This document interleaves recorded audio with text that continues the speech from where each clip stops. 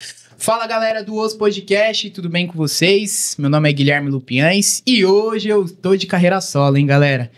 Então acompanha aí que a resenha vai ser a mesma fita. Galera, hoje eu tô aqui com meu parceiro, um dos professores da Almeida JJ da unidade Tatuapé, competidor, brabíssimo, tem uma história bonita, ele vai trocar ideia com nós aqui e vai expor tudo. Estamos aqui com o Lucas Corraine, aquela salva de palma pro Lucão. E aí, meu parceiro, como você tá, Lucão? E aí, Gui, tudo bem, mano? Tudo bem, na paz, meu parceiro. Me conta, Lucão, como que foi sua vinda pro jiu-jitsu, seus primeiros passos aí na arte suave? Manda aquela resenha pra gente. De 2010, assim, eu já acompanhava bastante o jiu-jitsu, né? Através do UFC, né? Tinha muitas lutas do UFC, acompanhava bastante essa parte de jogo de solo, parte de finalização, né? Aí, em 2010, quando eu comecei a fazer a faculdade, aí eu procurei algum esporte ali para manter o espírito competitivo, né? Por causa que futebol eu não ia conseguir mais conciliar, jogar, né? Você jogava, então, antes, né? Aí, pô, já tava na idade muito avançada, já não ia conciliar tanto. Aí eu acabei olhando pro jiu-jitsu como uma forma de manter essa competitividade, né? Comecei em meados de 2010 com a faculdade mesmo, assim, né? Sem muita pretensão, assim, de tipo, vou ser um professor, vou ser um atleta. Foi mais para buscar um esporte de competitividade, né?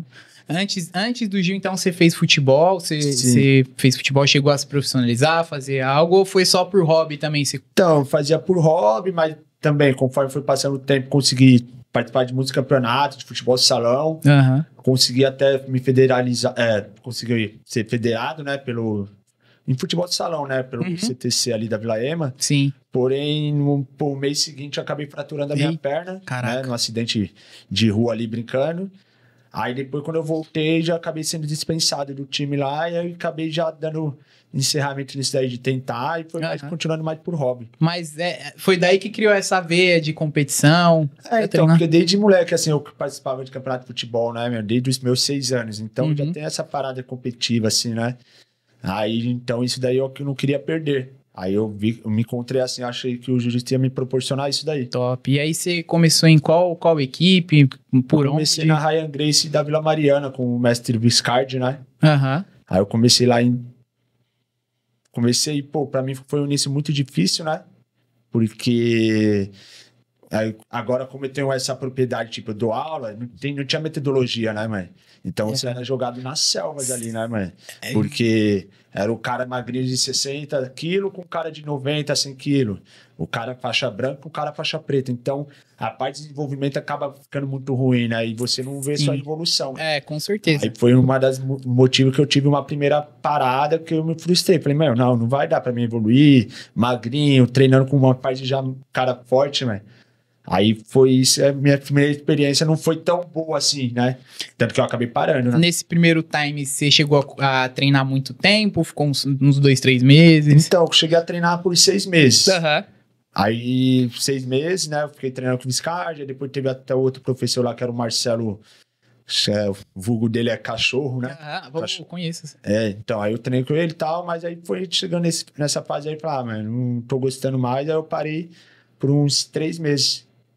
Aí foi o tempo que eu parei ali e tal. Bateu aquela saudade. Aí depois fui refletindo, vou voltar. Aí quando eu voltei com a cabeça mais de boa, eu quero isso pra mim.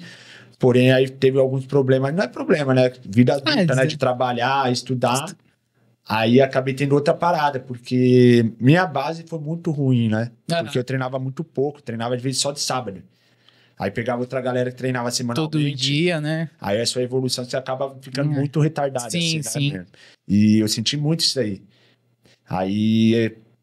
Mas aí, tipo, eu não parei, continuava treinando só de sábado, só que eu via que eu tava muito atrasado na evolução, né, mano? Sim, com certeza. Diferente, né, de quem treina todo dia. Aí foi isso daí, foi um dos motivos, assim. Continuei, mas assim, eu vi que a minha evolução tava muito ruim, muito. Isso você já tinha essa veia de competição? Queria competir ou ainda só tava então, eu cheguei na faixa branca, eu cheguei a competir. Fiz um campeonato, né? Que era um interno da Ryan Gracie, né? Que era o Intergrace. O Intergrace.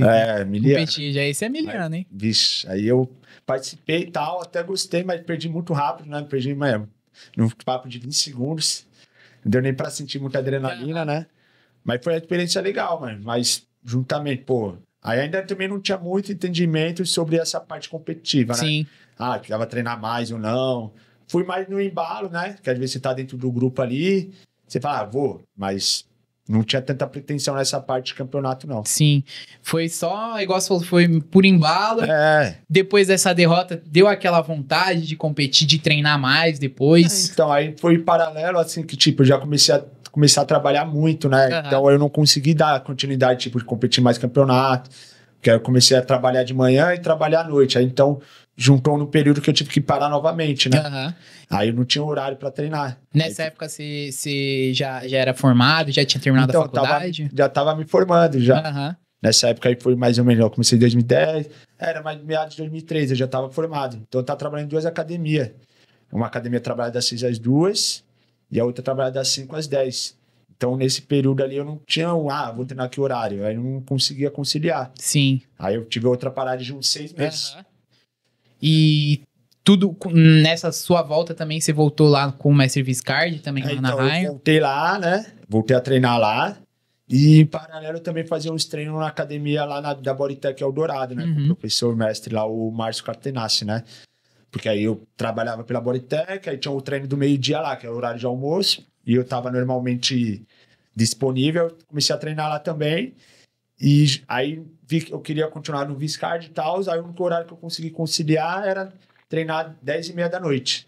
Nossa, é um horário bem puxado, né? Então era das 10h30 às 11h30, mano, que era o famoso corujão, né, mano? Tinha bastante gente já? Tinha uma galera, era legal o treino. Aham. Só que o problema é o dia seguinte, né? Porque ainda tinha que ir trabalhar e tinha que sair, saía tarde, então ficava meio apertado, mas foi o que tinha no momento pra fazer, Sim. né, mano?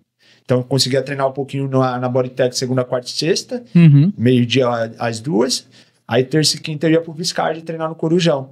Top. Aí eu consegui manter um pouquinho ali. Quando foi essa sua decisão, assim, de querer mudar, de hoje ser da Almeida? Antigamente Sim. o Lucão era da Ryan Gracie, né? A Almeida também já foi da Ryan Gracie, então o Lucão na época só mudou só de unidade, né? Sim. Como que foi essa mudança, trocar de um professor pro outro? Você foi na Almeida buscando o quê? Buscando realmente competição ou só evolução? Como que foi essa sua mudança? Eu tive esses insights, né? Esse time através dos meus parceiros de treino que treinavam comigo na Vila Mariana, que era o Ronan, o Vini, aí tinha a Nádia também. Aí eles foram lá pra unidade de Itaquera lá, né? E também isso deu start porque a gente tinha o mestre Diogo, ele começou a dar aula lá na Ryan Gracie da Vila Mariana também. Então isso daí ficou mais fácil o acesso pra nós, pra ir treinar tipo lá na Ryan Gracie de Itaquera, né? Porque lá era tipo a matriz, carro-chefe da Ryan Gracie na parte competitiva, Sim. né, velho? Nos principais campeonatos ali era o nome da Ryan Gracie Itaquera que levava a grande maioria ali, tipo lá, o título paulista, né? Aí chegou uma fase ali que eu falei, eu quero dar um passo a mais assim nessa parte competitiva, realmente treinar bem e competir. Aí eu fui lá meados de 2015 que eu fiz essa mudança da Ryan Gracie Vila Mariana para Ryan Gracie de Itaquera lá com o mestre Caio Almeida. Sim, na época você já era graduado, era faixa branca? Então, eu fui de faixa azul, 4 graus, mano. Eu já fui tipo, mano, meio que no BO já, porque, pô, e como que eu falei, né, minha base foi muito ruim, né, tipo, fundamento. Eu sinto essa dificuldade até hoje. Mas aí eu fui lá ainda vai começando o treino do meio-dia, que era o treino de atleta. Sim. Então, Aquela pancadaria que a gente... foi jogado na selva ali, né, meu? Então, foi mais uma parada pra, de repente, até é ruim, mas é bom pra tirar da zona de conforto ali, né? De repente, mano, precisar treinar mais, né, mano? Com certeza, querendo ou não, de qualquer forma, veio o futuro e ainda foi uma porta legal que hoje, até hoje você tá lá, tá dando aula. Aí... Perdão, pode falar. E como foi essa sua ida também pra Almeida? Muita dificuldade? Pensou em algum momento também em parar com tudo de novo? Só focar no business? Eu tive bastante dificuldade pro nível técnico, né, mano? Porque o nível lá era muito avançado, né? E, tipo, eu não via meu jiu-jitsu compatível ali pra estar ali treinando o treino do meio-dia, né? Eu tentava me esforçar de alguma maneira ou outra, né? Pra tentar entregar o meu melhor ali. Só que aí, conforme fui pegando a direção do mestre Caio ali, pô, tem que fazer mais treino e tal. Aí comecei a fazer o treino comercial ali, né? Aí eu fui começando a melhorar um pouquinho meu nível técnico ali pra conseguir pelo menos, não é tipo, ganhar ou perder faz parte, mas pelo menos tentar dar uma ajuda no treino pro meu parceiro de treino, né? Não ser tipo um sparring... Só tomar... Não, mas de repente dá um duro pra ele ali, né, mano? Aí teve fase, assim, que ele dá uma desanimada, principalmente na parte competitiva, né? Que às vezes você vai lutando ali, lutando. Aí não consegue, tipo, atingir o primeiro lugar, aí dá uma desanimada, mas não cheguei a parar assim. Graças a Deus eu consegui manter ali. Não teve esse pensamento aí de, mano, vou. Tá difícil. Teve, mas não cheguei a parar, assim. Às vezes que faltava, bom. sei lá, uma semana, pô, depois o mestre mandava mensagem e tal, não, aí voltava, mas não tive uma parada assim, não. Graças a Deus. E pra quem não sabe, o Lucão, eu treinei bastante tempo com o Lucão, então algumas partes da jornada dele eu até tenho um conhecimento.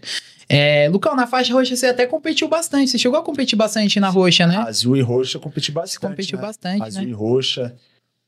Desde que eu entrei na Almeida lá, eu competi muito, mano. Assim, desde 2015 até agora. Tipo, não tem um ano que eu não tô participando de campeonato. Então, pô, a fase de azul, roxa, muito campeonato, muito. Aí, pô, ia uma galera, você lembra, né? Pô, Com certeza. aí Chegou a lutar mais aquele- motivante, assim, né? Você tá competindo com seus parceiros Tá. de treino, Daí a galera toda. Isso daí dá uma motivação a mais até de você ir treinar no dia seguinte, você Sim. competir na semana seguinte, né? Exatamente. Acho que você chegou a competir aquele brasileiro de equipe, né? Que o pessoal foi Consegui, campeão. eu acho que foi... Eu não sei se foi 3... Eu fui 3 ou 4 vezes, eu acho.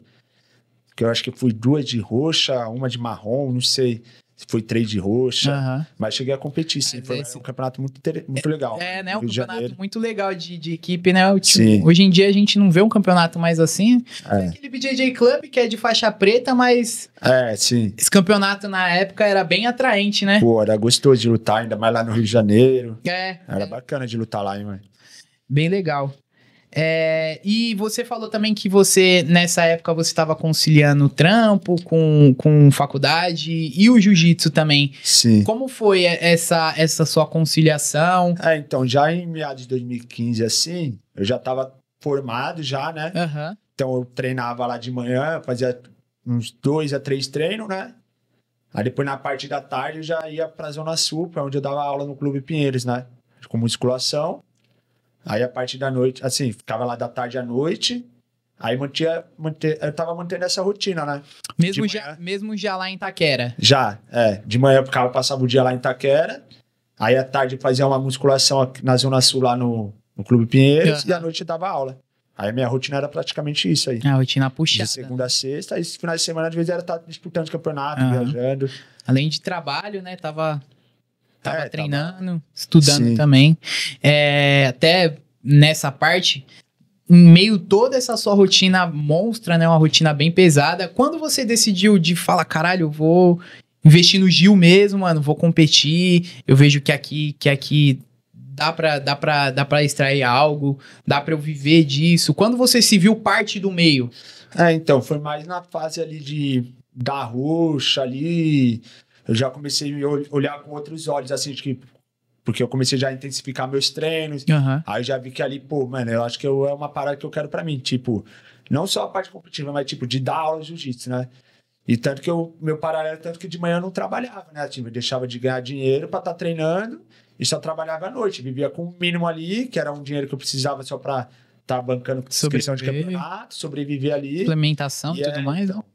Então foi mais na fase da faixa roxa que eu tive esse start, assim, de me dedicar mais ao jiu-jitsu, assim, né? Só que eu não poderia abandonar porque ainda não dava aula, assim, tipo... Até cheguei a dar aula no projeto ali, ajudava, mas não ganhava salário, né? Então, não tinha como eu abrir mão da academia, de dar aula na academia de Sim. musculação. E querendo ou não, é importante ainda você dar aula no projeto, porque querendo ou não, você tinha também que se especializar, aprender essa parte Sim. mais teórica, né? Sim, trabalhar com criança em projeto social, né? Que é um público totalmente diferente.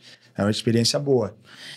Nessa época ainda você tava treinando no Caio, né? Tava Sim, fazendo tudo sim. isso treinando no Caio. Eu lembro até que você dava umas aulas lá no projeto, junto com o Isso. pessoal, com o clã lá, com o Jackson, com a Bia.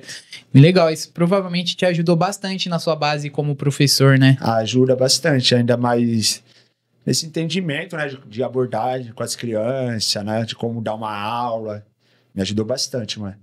E você teve dificuldade nesse processo de transição de ser um professor de musculação para virar um professor de jiu-jitsu? Você carregou alguma coisa da musculação para eu você acho que, aplicar tipo, no Gil me também? ajudou muito, mano. Te ajudou? Porque a questão de abordagem, às vezes você conseguir abordar o aluno no jiu-jitsu com os fundamentos um pouquinho mais técnicos, acaba, tipo, trazendo mais valor, assim, na sua aula de jiu-jitsu, né? Então, isso me ajudou muito. Você formado em educação física, tá trabalhando em sala de musculação. Eu acho que foi um ponto muito positivo, assim, né? Só veio agregar mais ainda para ter uma aula de mais qualidade. Isso, assim. né? Ainda mais como se trata de uma formação sobre o corpo humano, querendo ou não, já até te ajudou, né? Você falou de lesões. Você teve alguma lesão, até mesmo nessa época do jiu-jitsu, que te deu alguma afastada? Cara, assim, tipo, de lesão nessa... Fui ter lesão agora na faixa preta, né? Não sei se vai passando a idade, vai ficando mais velho, vai... Mas já, assim... já vai descolando, então, já, né? Só uma lesão de joelho assim, né? Mas, pô, 15 anos treinando, só uma lesão de joelho assim. Graças a Deus até que não foi muito grave assim, continuo treinando. Foi uma fase difícil, né? Porque eu perdi bastante limitação de joelho. Mas aí fui enfrentando, fui dando aula, fui me medicando, fazendo fisioterapia. Treinando, fortalecimento. E graças a Deus agora eu tô bem, consigo treinar, não sinto nenhuma sequela da lesão assim. Uhum. Mas mais na faixa preta. Nas coloridas ainda é muito novo, então você acaba recuperando mais fácil. Né, ligamento tava zero. Mano. Novinho, né? Ixi, agora já era, mano. Agora é tudo crocante, né? Ixi, mexe já estrala. Dando óleo na junta. Da hora, Lucão. A gente também tava falando que o Lucão competiu bastante, né? Nessa época de colorida. Você se recorda de alguma competição que você gostou, você se destacou? Pô, mano, tem várias competições, tipo, que às vezes eu conseguia fechar com os parceiros de treino, né? Isso é legal, né? Isso é muito legal, às vezes eu conseguia fechar com o Raul, com o Honda, com o Jackson, pô, a galera toda, era muito legal, mano. Aí, mas aonde eu consegui, tipo, assim, ter um destaque mesmo assim, foi da faixa marrom pra preta, né, meu? Porque eu acho que vi muito tempo treinando, plantando ali, e uma hora a colheita ia chegar, né? Com certeza. Não tenha dúvida, né? Aí na marrom e preta que eu comecei a colher mais fruto, tipo, ganhar a etapa do Paulista, aí depois na preta eu já consegui, ganhar 2 campeonatos paulista, chegar em final de brasileiro, chegar em final de Open. Então, nessa fase marrom e preta foi uma das melhores fases, assim, que eu me encontrei, assim, né, mano? Foi igual você falou, tempo de plantio, como você mesmo falou, infelizmente você não teve uma base de branca legal, então Sim. Você plantou tudo isso nas suas coloridas para colher na preta. Exatamente. Né? E faz quanto tempo você tá de faixa preta já, Lucão? Esse ano eu vou fazer 4 anos de faixa preta. Já tá para pegar um grauzinho, já pegou já? Já pegou já, né? Um grauzinho já. Top. De 3 em 3 anos, desde o primeiro. E como foi essa sua... você se tornar faixa preta? Você tava esperando? Eu acho que foi um processo até que, eu achei que ia ficar meio emocionado, ia ficar, não sei, eu até me recebi bem assim. Eu acho que eu cumpri todos os processos, assim, né, pra chegar até a preta. Então, pra mim, assim, não me deu uma surpresa, assim, nossa, ser faixa preta. Cumpri todos os requisitos ali, mas eu era uma pessoa constante, treinava, Sim. né? Competindo, né, também. Sim, então aí, graças a Deus eu recebi bem assim, aí já em diante... Aí que começou o game, na verdade. Aí volta tudo de novo de uma outra ótica, né? Exatamente, volta do start zero de uma outra ótica, né? E nessa época você já tava dando aula, já tinha uma academia que dava aula ou só tava nas aulas de projeto, como você... Então, aí quando eu peguei a preta, eu comecei a dar aula mesmo assim, aí eu já tinha uma turma. Eu comecei a dar aula lá na Almeida do Anália Franco lá, com o Diogão, né? Uhum. Aí eu pegava a aula da manhã, das turmas lá, então que eu tô com aula firme assim já faz uns 4 anos que eu tenho a turma ali, né? Sim. Mas eu costumo só dar aula para adulto, né? Para criança assim, ainda é uma turma que eu não tenho tanta pretensão de trabalhar, não. Trabalhei no projeto ali, mas as crianças assim eu não tenho tanto foco, não. É uma didática diferente, né? Uma abordagem diferente. Aí você tem que tomar muito cuidado com o palavreado que você vai falar. Sim. Aí de repente pode chatear a criança, não sei o quê. Aí eu preferi não seguir nesse rumo de dar aula para criança, mais adulto mesmo. É bom que adulto também já tem uma conversa mais reta, então não precisa fazer tanta atividade. É bom ter uma atividade lúdica, mas acho que não precisa de tanta atividade lúdica. Uma conversa um pouco mais reta, direta, né, meu? Sem muito ficar de mimimi ali. Tem que falar o que tem que ser feito, né? É diferente, né? Sim. E a gente tava conversando aqui nos bastidores, conversei bastante com o Lucão, referente à metodologia de aula, né? Que o Lucão veio de uma época que as aulas são diferentes, tanto as aulas comerciais, né? Lucão, o que você acha que mudou da época que a gente treinava para as aulas comerciais para as aulas de hoje, né? Cara, eu vejo assim, por exemplo, vai lá, uma aula comercial que eu fazia lá No Caio era das 7h30, né? 8h30, né? 8h30 às 10. Tinha um plano ali e tal, né, mano? O aquecimento, parte técnica e tal, até que, tipo, a parte comercial até que era de boa. É que dependendo onde você tá num ambiente ali que tem muita pessoa competitiva, o comercial vira, de repente, um treino de competição, né, mano? Por exemplo, a base lá Itaquera é muito forte isso daí. Você vai em qualquer horário. Sempre tem um treino muito forte, assim. Aí lá no Tatuapé, já, assim, o público é um pouquinho diferente. Aí a gente... Já é um pessoal mais do business, né? Então, aí a gente acabou mais, assim, trabalhando lá com a parte mais... Uma metodologia mais seguida à risca, né? Porque acabava tendo muita perda de aluno, né, meu? Aí não conseguia reter os alunos. Aí a gente o Diogo começou a ajustar isso daí. Pô, aí tem a metodologia lá que você consegue, tipo, trazer segurança pro aluno. Porque se você não traz segurança pro aluno, ele não vai se sentir seguro ali. Aí ele vai ver que tá no lugar que tá exposto a risco. Ele vai ficar um mês ali, depois ele sai, já arruma uma brecha ali. Então, acho que a parte de metodologia é muito importante para você conseguir alavancar a sua academia, né? Com certeza. Você estava dando até um exemplo do rola, né? Como que é na sua academia, como vocês fazem das faixas brancas? Então, as faixas brancas, por exemplo, a gente tem, por exemplo, faixa branca para ele chegar ao próprio rola. Ele não vai ser direto, ele tem que passar pelo 3º grau da faixa branca. Então tem toda uma etapa, né? Então, por exemplo, faixa branca lisa, ele só participa de drill, faz drill pra caramba, técnica, drill. Faixa branca 1 grau, ele já pode fazer específico, né? Aí faixa branca 2 graus, ele já faz samuraizinho, rola de samuraizinho. Aí o 3º grau em diante, ele já é liberado para realmente fazer o rola propriamente dito, que é de pé. Porque isso daí a gente começou a observar, trouxe mais segurança pro aluno, conseguimos reter mais os alunos, né? Porque... Infelizmente, faixa branca é um bebê ali, né, mano? Você vai soltar ali, faz o que quiser. Se deixar soltar o bebê aqui, ele vai pular daqui, vai se machucar. Exatamente. Então, você tem que controlar. Por mais que às vezes é meio chato, nossa... Mas é pra segurança do próprio cliente, né, mano? Com certeza. Porque, como você não tem ferramenta ali, o pessoal vai muito no instinto, mano. Aí acabava muito machucando, mano. Aí, perdi aluno, aí você perde aluno, perde dinheiro. Perdeu dinheiro, você não tem a construção do negócio, né? E você até falou... 3 graus, né, pra rolar. A gente, quando começou, né, era totalmente diferente. Na primeira aula, você já tava rolando. Tem os pró e contra, né? Tem pessoa que fala, pô, mas se eu tivesse rolado na primeira aula... Não seria a pessoa que... Mas, assim, conforme vai passando o tempo, você vai tendo esse entendimento com mais sabedoria. Fala, não, mano, isso daí é importante, mano. Faz todo sentido, mano. Não tem como. Com certeza. Realmente foi o que você falou. Quando você começa, inicia no jiu-jitsu, você é um bebê, velho. Você literalmente não sabe andar, não sabe engatear, sabe fazer um rolamento. Normalmente as pessoas não sabem fazer esse tipo de coisa. E, pô, rolar fazer uma luta já no primeiro dia ou na primeira semana. É muita loucura, mano. Eu meio que cometeu um suicídio. Exatamente. Então... Essa avançada que o jiu-jitsu deu até na parte comercial foi boa, né? Importante, né? Todo mundo começou a entender o quão é importante, que não é... O jiu-jitsu não é só a parte competitiva, né? A parte competitiva é um número muito pequeno, né, mano?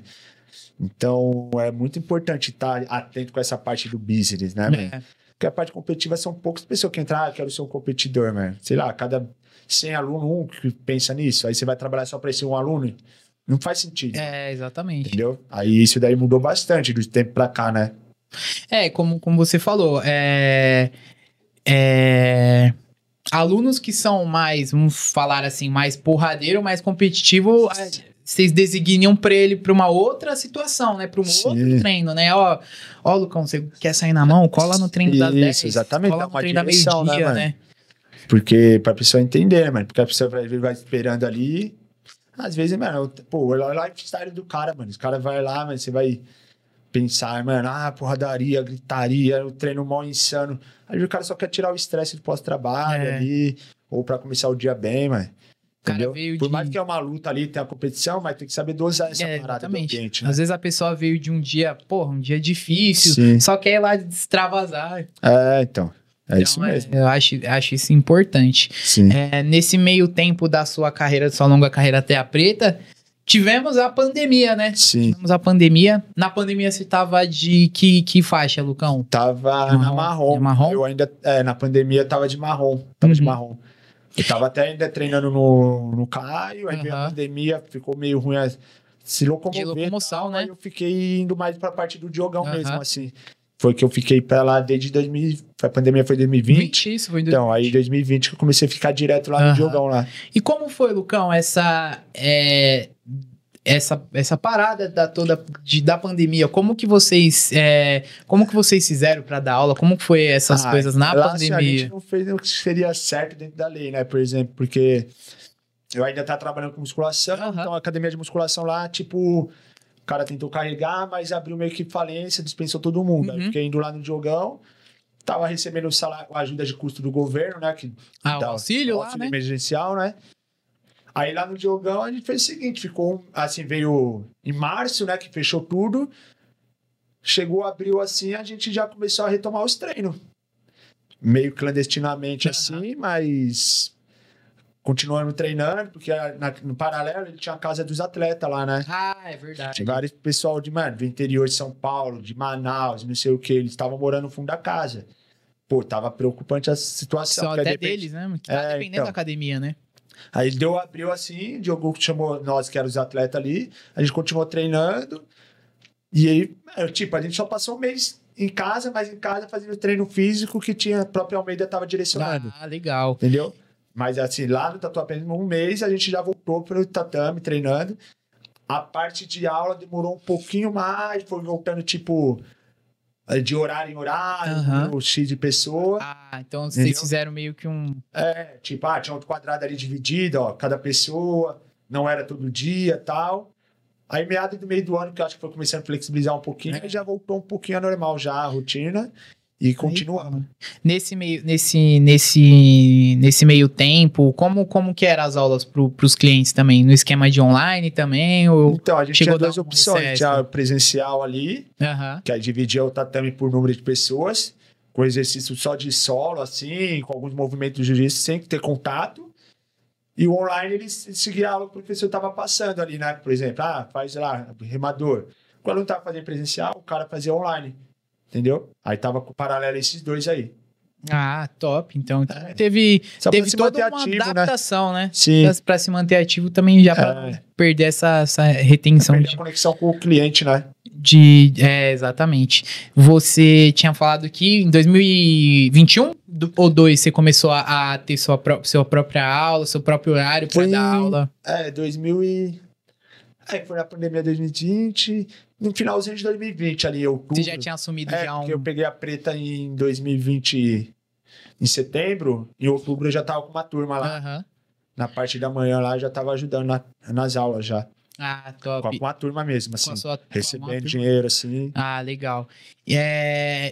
Rolou algum nervosismo nessas suas primeiras aulas? Rola um pouquinho, né, mano? Não é assim, por mais que de repente já lidava com o público na parte da musculação, na parte da luta era um pouquinho diferente, né? Porque a atenção tá totalmente voltada pra você, né?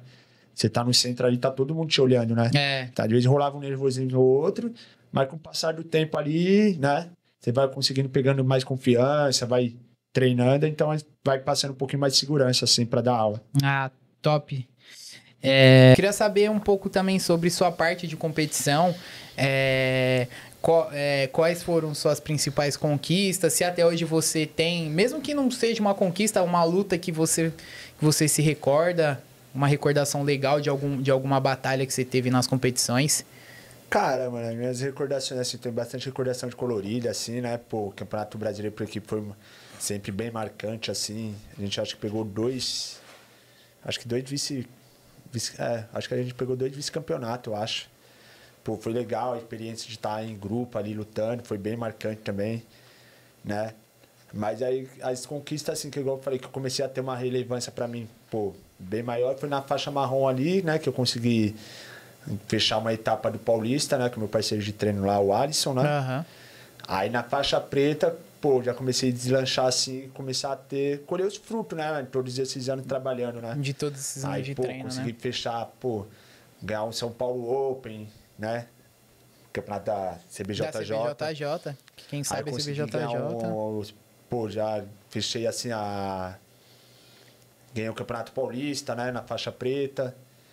Aí depois no outro ano consegui, já pegar várias finais de Curitiba Open. Aí esse ano também eu consegui ganhar outro Campeonato Paulista. Cheguei em final de Brasileiro. Final do brasileiro, assim, pra mim, foi assim, tipo... vou falar um ápice assim, né? Que tem altos e baixos assim, né? Sim, com certeza. Mas foi um ápice muito interessante, assim, porque não tinha muita expectativa assim, não, mas... Só que vai acontecendo, a gente tá ali, tá dentro da batalha ali, vai acontecendo as lutas, vai... Pô, parece que tá tudo no seu dia, tudo favorece pra você. Aí conseguir chegar na final, perder por uma vantagem só, que, mano... Foi no detalhe do detalhe de não ser campeão brasileiro. Mas como que foi a sensação nessa luta sua? Você saiu mais com uma vitória ou você achou que, puta, mano, puta, dava... Eu senti que eu entreguei tudo que eu tinha pra entregar. Ah, assim, isso é bom, velho. Eu não saí tipo, caraca, faltou alguma coisa. Isso é bom, velho. Faltou uma vantagem. Se eu fizesse uma vantagem, eu tinha sido campeão brasileiro.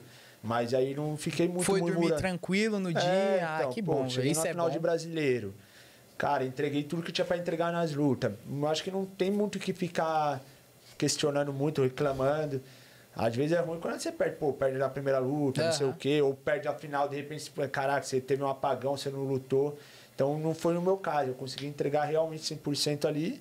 E tem outro adversário, de repente um detalhe ali diferente que ele fez, que acabou sendo superior na luta. Top, Lucão. E, pô, já tivemos outros entrevistados aqui também falando do brasileiro. Quem não sabe, o brasileiro é o principal campeonato, né, de jiu-jitsu. A gente fala do PAN, do Mundial, mas falam que o brasileiro é o campeonato que tem mais gente, mais pessoas, atletas duros, né? Então, chegar numa final de brasileiro, com certeza deve ser uma baita de uma conquista, né? Sim.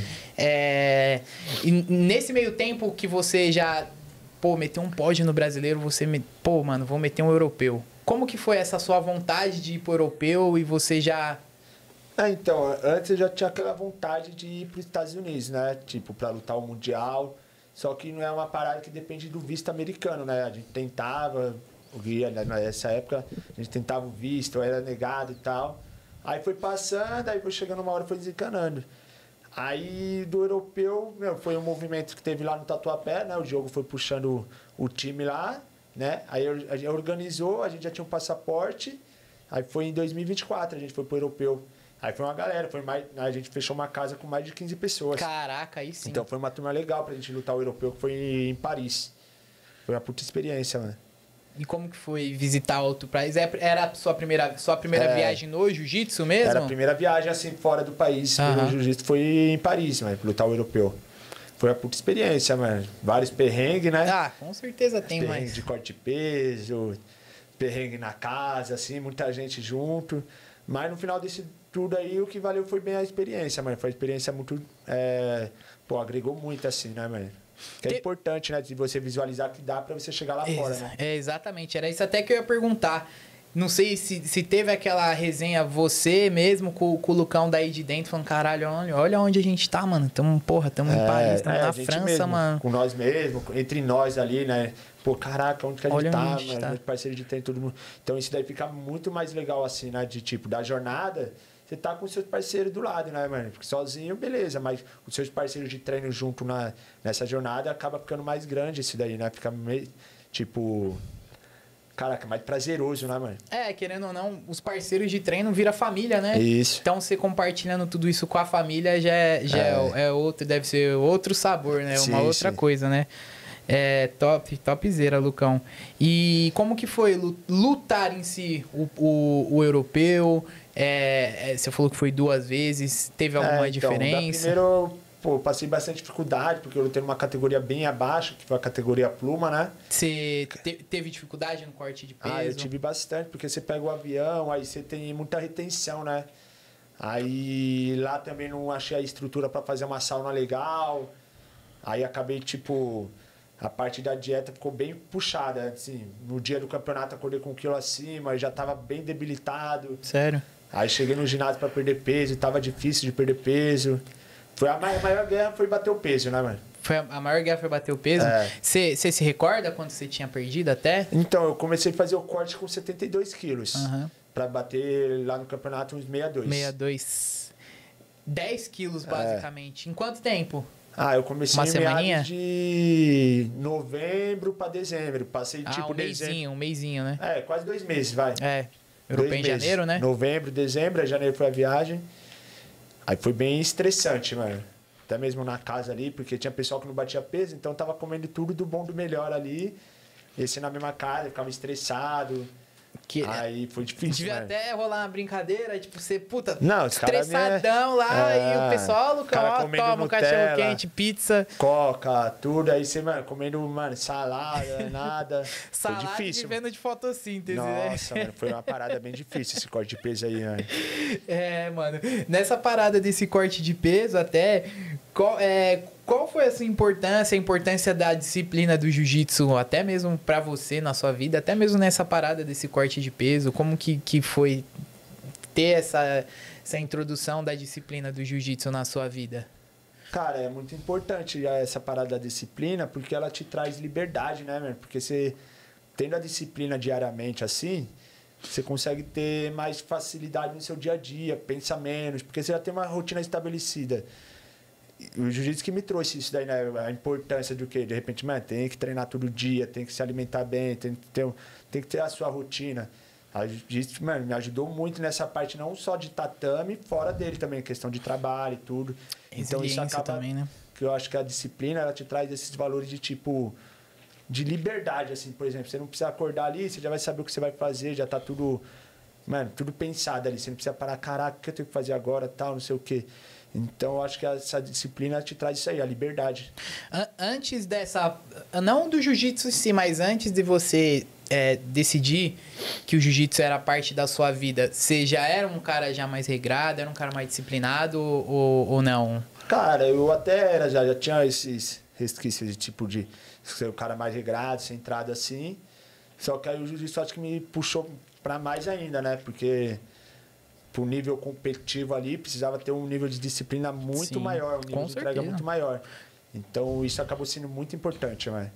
E falo isso por conta própria, por conviver com você durante muito tempo, você era uma das pessoas que tinha mais resiliência baseado no que você podia treinar. Sim. Que era o seu treino de competição e os 2 treinos da manhã. Você tava lá, mano, e você não faltava. E então. era um gatilho de resiliência brabo. Porque eu precisava entregar, né, mano? Vai porque lá, eu velho. tava comentando no começo, né, mano? Minha base foi muito ruim. Então, mano, era uma forma de tentar recuperar. Eu sei que não dá pra recuperar o tempo, mas assim, um pouquinho, né?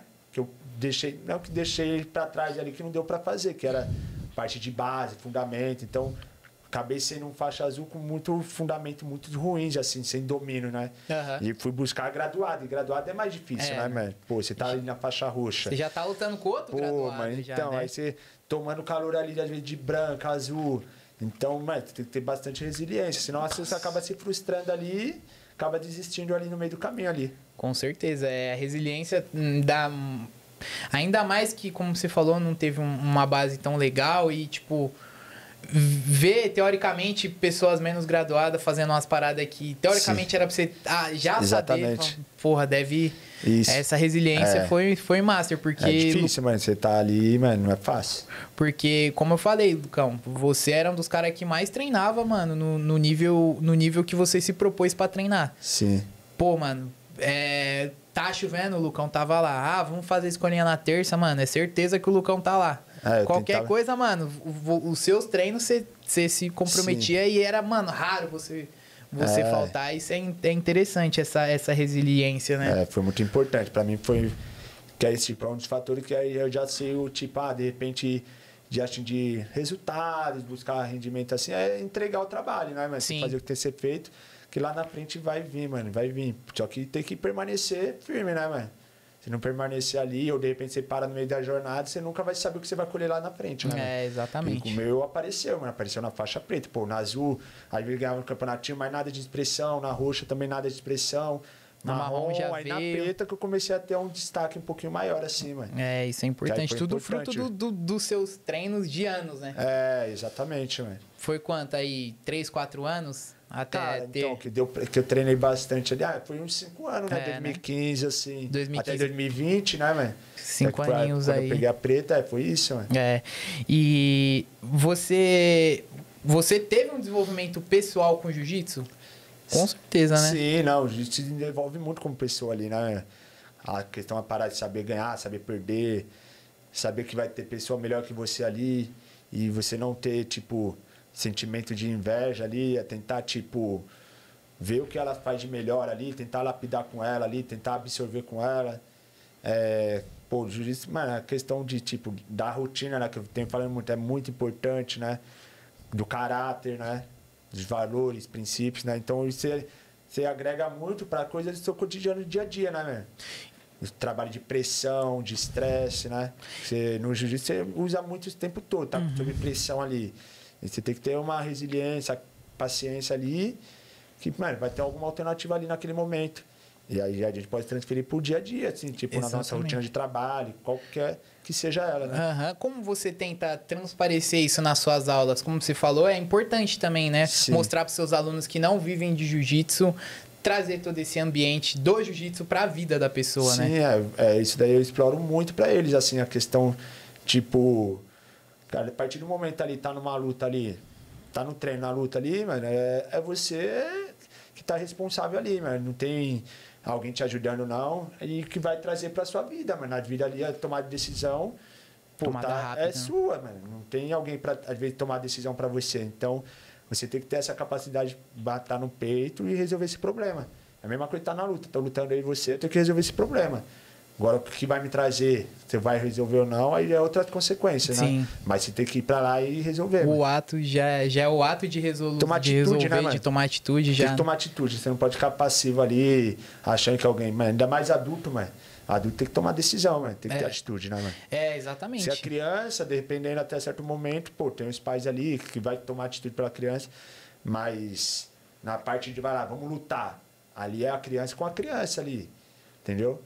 Fora ali do cotidiano dela, pô, numa escola, no dia a dia, pô, ainda tem o pai que vai dar direção ali, mas na adulto não tem isso, mano. O tempo todo você tem que estar tomando atitude da parada. Exatamente, tomada de decisão, atitude, né? Provavelmente provavelmente não, traz atitude. Eu sou a prova viva, como eu comecei cedo.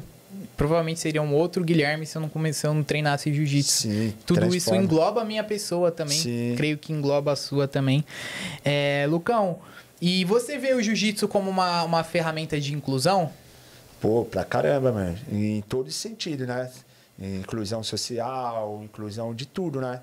A parte social é de abrir portas para a criança ter acesso a um esporte, esporte que vai desenvolver caráter, valores, princípios.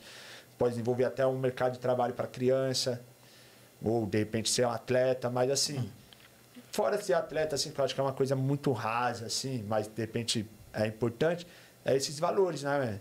Ensinar, tipo, o caminho que ela deve servir do trabalho, né? E qualquer esporte, né? Não só o jiu-jitsu, né? Tem essa forma de incluir, né? As pessoas da sociedade, assim, né? Principalmente as pessoas de periferia, né, velho? De dar um suporte ali, né, mano? Exatamente. Através do esporte, né, mano? Exatamente. O jiu-jitsu mais ainda, porque é uma arte marcial, né? Então tem a parada muito enraizada de princípios, de valores, né? De pessoa ter disciplina, respeitar a hierarquia, que ela vai conseguir levar pro resto da vida dela. Ela aprendeu no tatame, não vai ficar só no tatame, ela vai conseguir carregar. Traz pro resto da vida dela tudo isso, mano. né? Mano, topzera. E voltando um pouquinho nesses 10 anos, 11 anos de carreira de Gil, quanto tempo você tá? Então, esse ano, assim, há 10 anos, vai, estamos em 2025, aí, né? 2015, 10 anos, assim, firme e forte, assim. Você sente uma diferença do jiu-jitsu atual pro jiu-jitsu quando a gente começou? Você acha que tem alguma mudou diferença? Muito, né? A ferramenta da internet trouxe muito avanço, né? Tipo, de acessar conteúdos, tipo, de posições através da internet, que antes o pessoal tinha que acessar através de revista, né? Gracie Mag, exatamente. DVD. Tatame, agora pela internet, você entra no YouTube ali, você consegue, pô, caramba, o que o Cobrinha tá fazendo, o que o fulano tá fazendo. Também outra parada que desenvolveu muito foi a parte física, né, mano? O jiu-jitsu tá muito físico, né? Então não tem espaço, só faço jiu-jitsu, não faço preparação física. Você pode até ir conseguir algumas coisinhas, mas no âmbito de competição, né? Nos principais ali você não vai conseguir chegar, porque tá muito físico, mano. Como é liberado certos usos vai lá, o pessoal pode usar, de repente não tem doping até a faixa marrom, então o pessoal faz muito uso, fica com um físico muito forte proporcional. Né? Aí pega uma pessoa que não tem uso disso daí, mano, pô, ela vira uma máquina. Além do mais, não só isso, ela tá treinando pra caramba a parte técnica. Eu vejo isso também, bastante evolução na parte da parte do infantil também. Eu vejo os moleques bem assessorados. Né? Tem vários moleques bons, a gente vê aí a criançada tá treinando mais do que adulto. Você olha assim, às vezes treinando 6 a 8 horas por dia. Criançada, pessoal da Gênesis, eu vejo bastante. Aquele Daniel 220, o Ícaro também da OJ. Os moleques, mano, a milhão, principalmente a parte física, né? Sim, pô, tá treinando igual gente grande, velho. Tá treinando igual gente grande, eu acho que, tipo, do jiu-jitsu pra cá, assim, pelo que eu vejo, a parte física ficou muito superior, assim. Parte técnica é importante, mas a parte física, assim, tá sendo, pelos meus olhos, assim, um grande diferencial, assim, né? Que tá deixando o pessoal diferenciando um do outro ali. E você acha que, como a gente estava conversando no off, o Dana White do UFC falou que vai investir bastante em jiu-jitsu, o Donald Trump também falou lá no Emirados Árabes que vai investir em jiu-jitsu também. Você acha que o jiu-jitsu ainda tem muito a crescer ainda nesses anos? Tem muita margem para crescer ainda, eu acho. Pode se tornar um esporte até mais acessível? Cara... Pô, assim, depende muito, né? Eu acho que dá para ser acessível, mas vai ter um custo. Mas esse custo sendo bancado para pessoas que estão falando, pô, o pessoal lá do Emirados Árabes, presidente lá dos Estados Unidos, o cara tem bastante dinheiro para investir nesse esporte, né? E esse esporte ele tá conseguindo quebrar várias barreiras. Você vê vários CEOs ali, ó, tipo o dono do Facebook lá, Zuckerberg, Elon Musk, pô, então esses caras que são figuras... Bastante famoso também, treinando. Pra caramba, então ele vai conseguindo agregar muito ao jiu-jitsu, né? Que vê que é uma ferramenta importante para lidar sob pressão, né? Tipo, em tomada de decisão que a gente tá falando agora. Então acho que tem uma margem muito grande para crescer, mano. Acho que não explorou nada ainda. E nessa linha, você acha que tem alguma tendência que o jiu-jitsu tá seguindo? O jiu-jitsu com pano ou sem pano? Fala até mesmo de alguma posição, alguma tendência que o pessoal tá seguindo bastante. De um tempo pra cá, o jiu-jitsu sem kimono tá tendo uma crescente muito grande, né? Principalmente lá nos Estados Unidos. Aí aqui no Brasil tem algumas academias que tá pegando firme nesses treinos sem kimono, né? Porque tá vendo um outro mercado também, né?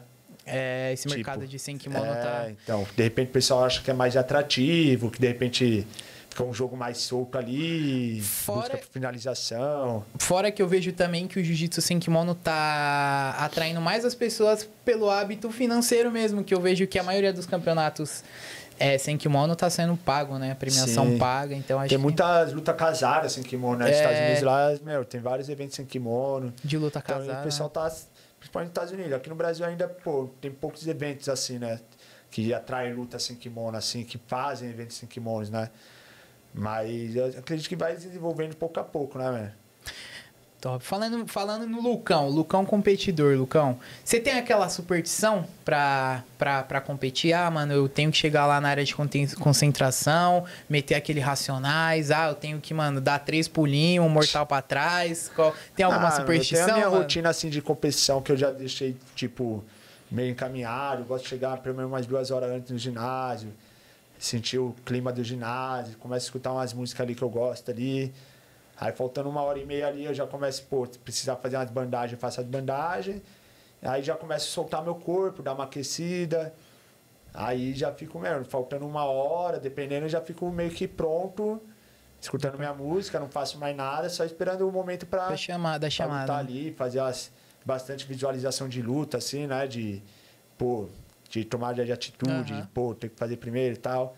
Aquela visualização mental, né? Então tem essa rotina bem estipulada. Independente do campeonato que eu vou lutar, minha rotina é sempre essa.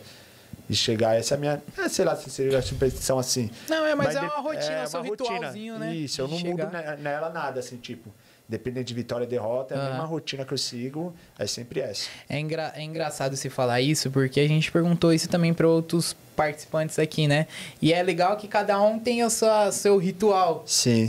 O outro participante que veio aqui, o nosso parceiro John, ele já não curte chegar tão cedo assim para competir. Então é engraçado, cada pessoa realmente tem o seu ritual de competição, eu gosto de chegar né? com tranquilidade, porque eu vou tomando conta que tá no meu controle, né? Chegar no ginásio cedo, Não depender, se acontece alguma coisa no meio do caminho, chega em cima da hora, já chega todo nervoso, não dá tempo de fazer toda essa rotina. Então eu prefiro chegar antes, porque já tinha uma coisa que, mano, é uma preocupação a menos, igual o corte de peso. Pô, chegar no ginásio com o peso batido, no horário, pô, mano, é a melhor coisa. Aí você só foca na parte principal que é lutar, mano. Eu também gosto de ter esse tipo de ritual, chegar pelo menos uma hora antes do campeonato, sentar lá um pouquinho, ouvir uma música, botar a bandagem. Igual o meu irmão, o mestre Delúpio, que tá em falta aqui, né? Ele gosta de chegar como? Já em cima da hora, chamando, com o nome dele gritando lá, já última chamada, Anderson Lupe. Aí ele chega e sai na mão, velho. Já passei vários perrengues assim, não quero mais não. Deixa quieto. Por falar em perrengue, meu parceiro, manda aquela faixa branquice que você já fez aquela resenha da hora, alguma... Não precisa ser na faixa branca, mas alguma bagulho que você falou, caralho, esse daí eu meti um faixa branca, hein? Mano, faixa branquice assim, mano. Eu tento não ficar ramelando muito assim, não, mas às vezes tipo, mano, eu acho que é o meu primeiro campeonato, mano. Porque na semana do campeonato a gente tava treinando uma posição ali que o mestre falou, é isso e se assado, mas não façam isso, hein, mas se daí fazer isso, vai acontecer isso. Aí chegou no primeiro campeonato que eu fiz que ele falou pra não fazer. Que era chamar pro lado errado ali, aí o maluco passou e me finalizou em 15 segundos. Primeiro campeonato. Então acho que foi a maior faixa branquice, assim, que eu me recorde, assim. Foi essa daí do primeiro campeonato ali. Treinando essa posição a semana inteira, em vez de não fazer o que ele tinha falado, aí eu fui lá e fiz. Aí ficou no automático, né? Ele falou, não faz, acho que é pra fazer. É pra fazer, aí foi isso, aí deu ruim, mano. Top. Lucão, a gente tá chegando nos rodeios finais aqui da nossa resenha maravilhosa. De qualquer forma, eu agradeço também pelo convite da resenha.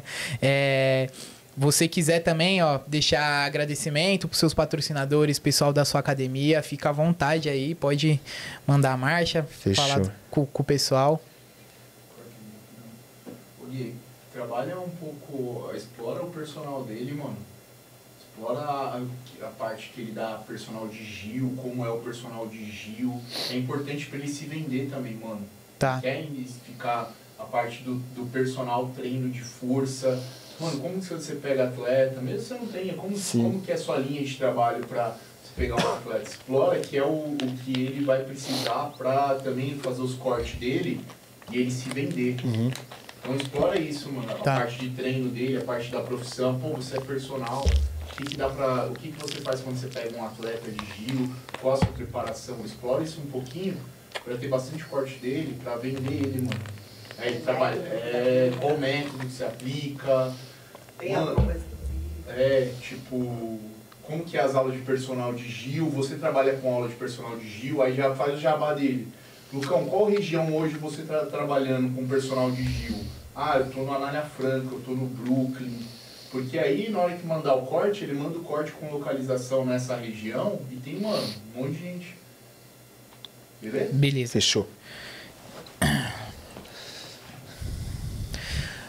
Bora. Meu parceiro, me conta, como a gente já tinha falado, você também é personal trainer fora do jiu-jitsu, né? Como que você faz esse trabalho quando você pega um atleta? Qual que é a sua metodologia? Conta um pouquinho dessa sua parte de personal, que é muito importante também. Assim, dependendo do público, assim, por exemplo, se pega um atleta, eu tenho que bater um papo com ele, entender a característica de jogo dele, né? Pra que o treino faça um sentido, assim, na hora da prescrição, né? Porque não dá pra montar um treino aleatório ali, né? Porque o cara é um passador, o cara é um guardeiro, às vezes cada capacidade física ali vai ser mais exigente, sei lá. O cara é guardeiro, às vezes a exigência dele é mais, sei lá, flexibilidade, mobilidade, né? Que é muito importante, resistência. Vou pegar um cara que é passador, de repente mais força, potência. Então isso daí vai sendo explorado em vários, vai montando um ciclo de treino ali, né?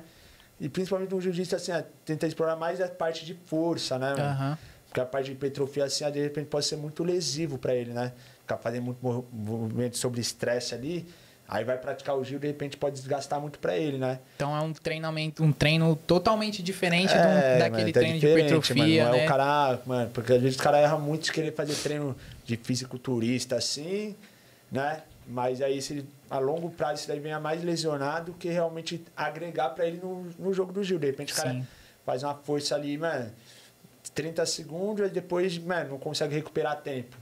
Aí não faz todo sentido assim, né? E depende muito do biotipo, né? Nessa parte de personal de musculação, né?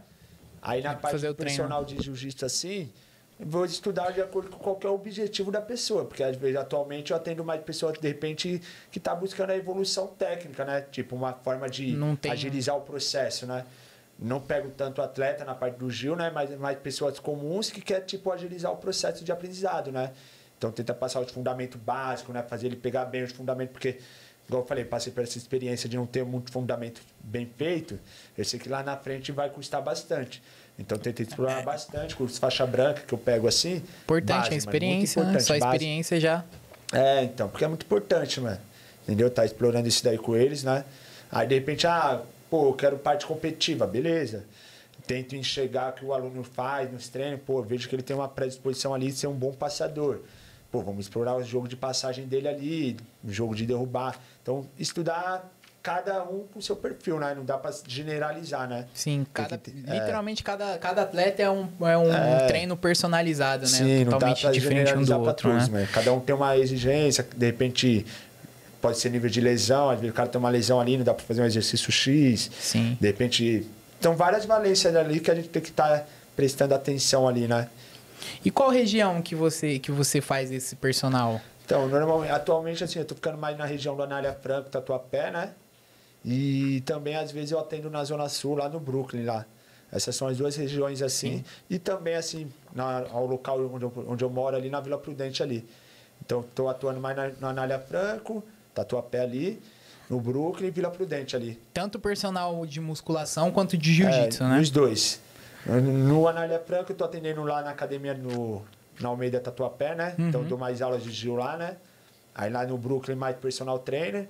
Mas, assim, sempre aberto para todos, assim, né?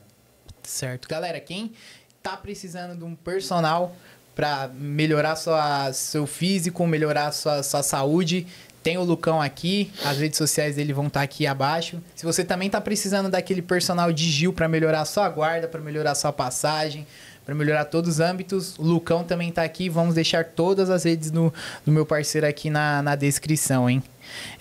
Lucão, como você já tem uma vasta carreira no jiu-jitsu, são 10, 11 anos de jiu-jitsu, deixa uma mensagem pra galera. Qual a mensagem que você deixa pra galera que vai começar a treinar o jiu-jitsu hoje, que quer saber mais sobre o jiu-jitsu também? Qual a mensagem que você deixa pra esse pessoal? Cara, a mensagem que eu deixo, assim, é a pessoa ser... Parece meio clichêzinho assim, mas é ser resiliente, né? Porque o jiu-jitsu não é uma parada fácil, mano. Falar que é fácil, chegar ali, né? Mano, é um esporte bem difícil de praticar, mano. É bem difícil mesmo, não faz sem hipocrisia nenhuma, é difícil. Só que tem espaço para todo mundo. Ele é bem adaptativo, porém você tem que treinar, mano. O segredo é o treino, mano. Mas saber treinar, saber escutar o seu professor, mestre, a direção que ele dá, né? Porque hoje em dia tá tudo mais mastigado, já tá tudo, mano. Então, se você tiver essa percepção de ouvir várias coisas que ele já passou e errou, você não vai errar também, entendeu?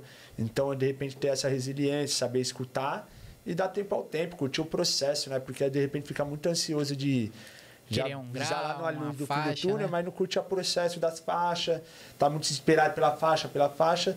Aí você vai ver, chegou na preta, você não curtiu o processo, aí você deixa de praticar um esporte muito legal, que é o jiu-jitsu, né? Pelo lifestyle, é muito legal. Só que por causa que você não curtiu o processo, você não entendeu o processo dos porquê ali, da faixa branca, da azul, da roxa, da marrom. Dos graus também, dos né? Graus, muito importante. A importância, né? E não ter excesso de vaidade, né, mano? Porque o jiu-jitsu é ali, mano. Um vai ganhar, um vai perder. Tem que saber a hora de, mano, dar os 3 tapinhos ali, né? Porque de repente esse pra mais ali. De repente a pessoa é cliente ali. Pô, mano, outro dia o cara é dentista. Mano, ele precisa das mãos dele como? Íntegra. Então ele não pode ter esse vaidoso ali. Senão ele vai acabar machucando a mão, perde a ferramenta dele de trabalho, que é a principal, né? Então o jiu-jitsu vai ensinando isso aí, sobre vaidade, né? Sobre resiliência, né? Saber escutar, né? Então a mensagem que eu deixo é essa: ser resiliente, saber escutar os seus professores e mestres e não ser vaidoso. Nossa. E curtir a jornada do jiu-jitsu, que é muito Nossa. top, mano. Top. Lucão, A gente tá chegando nos bastidores finais aí. No final, a gente sempre faz um super trunfo, que é uma carta, igual aquela do FIFA, do Ultimate Team, sabe? Com algumas características suas. Sim. E você que vai nomear de 0 a 100 as suas características. Depois, no final do vídeo, a gente deixa na tela o seu super trunfo, fechou? Deixa eu deixar aqui. Esquema já. Então, vamos lá. Lucão, de 0 a 100, qual seria a sua força? Minha força? Eu vou colocar uns... Tudo isso baseado na sua categoria, tá? Sim, tudo na sua categoria, com o pessoal que você... Aí vai comparar com bochecha, né? Não, pô.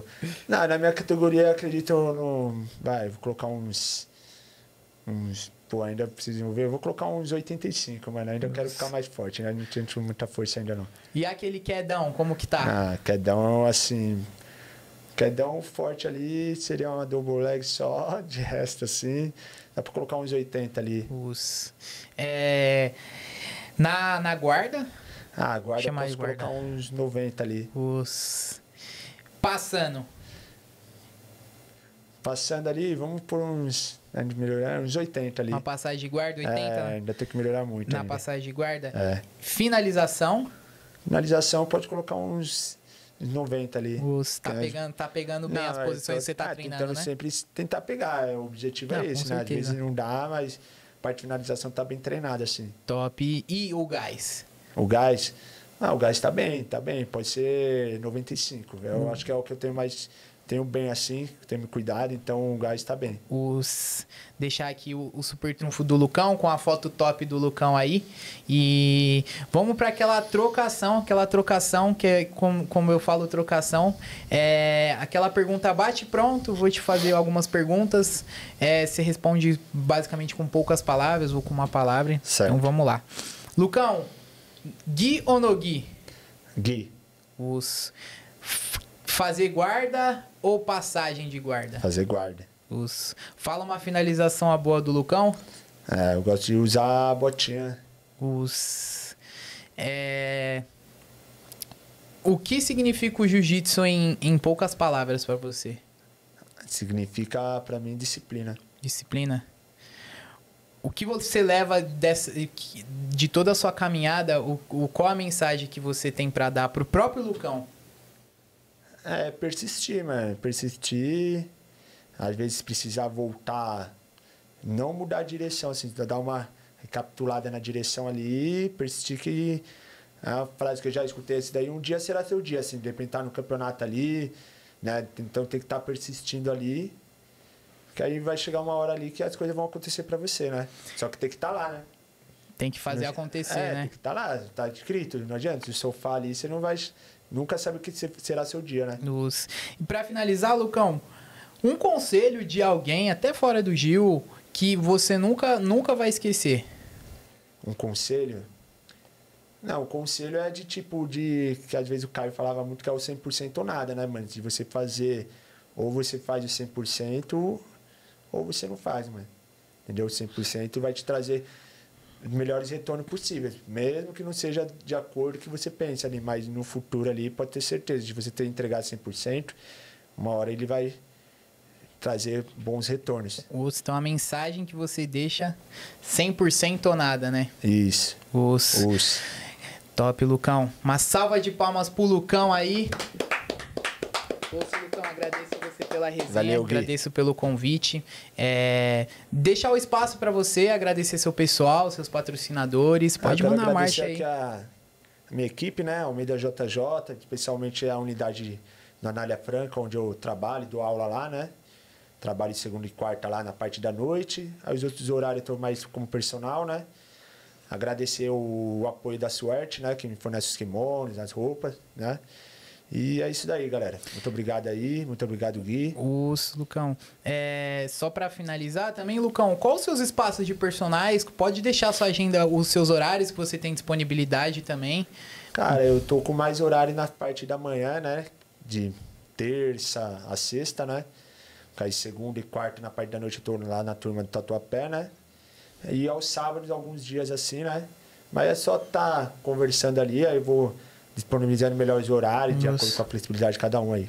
Novamente ressaltando, as regiões que o Lucão trabalha é Tatuapé, Brooklyn e Vila Prudente. Então, chama o Lucão lá no direct. Novamente, as redes sociais do Lucão vão estar aqui na descrição, né?